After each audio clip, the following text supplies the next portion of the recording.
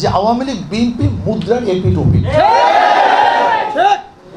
যখন বিএনপিকে এদেশের ওলামায়ে কেরাম সর্বোচ্চ আসনে আসীন করছেন, তখনও তিনি বলেছেন মুদ্রার এপিটোপি। কি আজকে তার বাস্তবতা আছে কিনা? দেখুন তো বিএনপির বক্তব্য আওয়ামী লীগের বক্তব্য কোনো পার্থক্য আছে কিনা?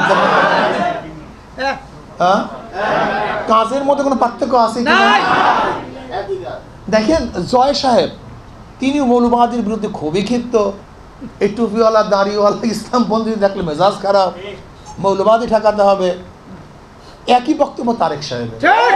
যারা নৌকা নিয়ে নির্বাচন করে নৌকা চালাতে পারে না, যারা ধানের শেষ নির্বাচন করে নিজেরা ধান কাটতে পারে না, যারা নাঙ্গল নিয়ে নির্বাচন করে নাঙ্গল চালাতে পারে না, যারা কুঠার নিয়ে নির্বাচন নিজেরা লাকড়ি ফাটতে পারে না, যারা গরুর চাকা নিয়ে নির্বাচন করে নিজেরা গরুর গাড়ি চালাতে পারে না, সমস্ত মার্কাগুলি গরিবদের। কিন্তু যারা নির্বাচন করে একজনও গরিব না।